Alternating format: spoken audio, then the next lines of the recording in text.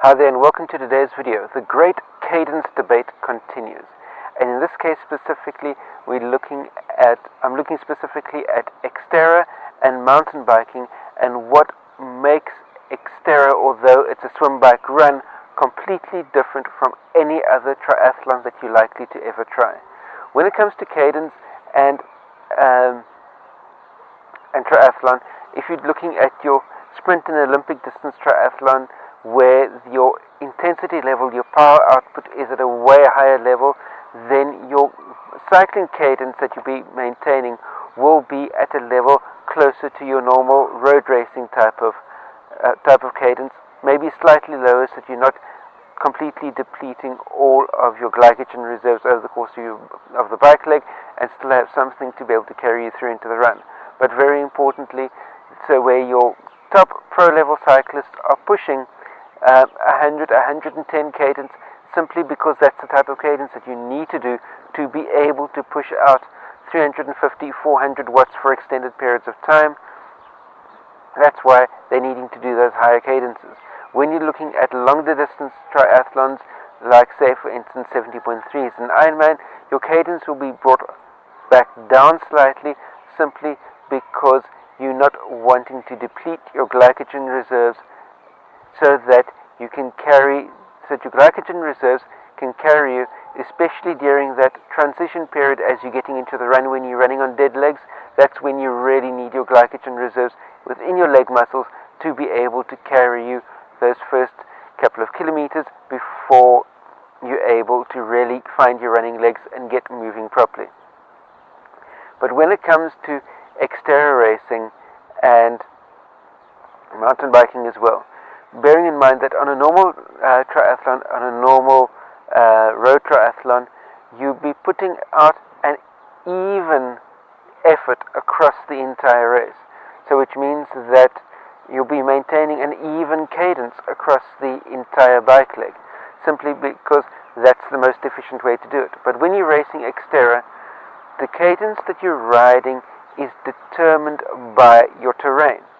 Simply put, when you're bouncing over super technical terrain and needing to really pump your arms to be able to get up and over rocks and things, there's no way you can be riding at anywhere near to your normal high cadence.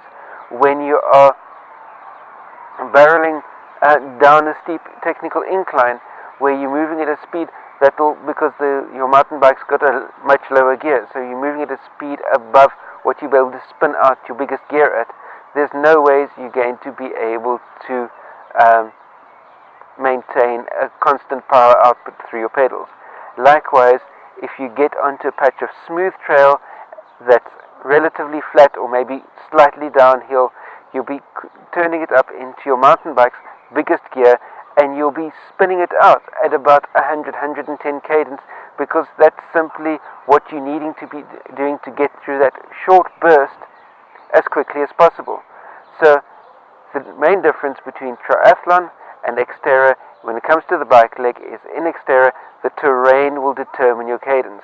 Yes, in all likelihood, if you have to average out your cadence across the entire XTERRA event, you'll probably come out with somewhere in the ballpark of around about an 80, maybe an 85 cadence, but that's going to be offset by bursts where you're able to pedal running at maximum power output and pushing 100, maybe 110 cadence, and there'll be other areas of the course where, due to the technical nature of the riding, you're going to need to bring your cadence way back down, maybe even down to a 40, 50 type of cadence cycle, just to be able to make sure that you maintain the traction and are able to get over and around certain technical obstacles that you have in your way.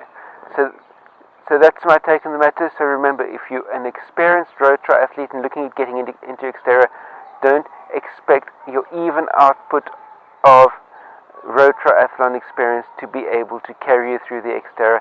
XTERRA is almost like cross-country running. It's short burst energy, fluctuating power output up and down, not your normal even output like what you have in your road triathlon.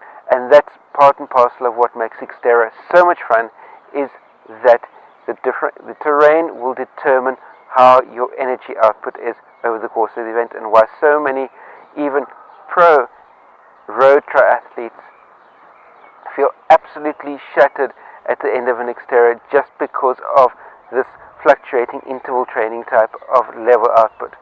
That's my take on the matter. Share any comments, questions, criticisms you have in the comment section down below. Thumbs up if you like this content, share it out amongst your friends, and don't forget to hit the subscribe button down below. That way you stay subscribed to my channel for all the new content that comes out to you daily. Remember, stay carved up for the win. I'll see you next time.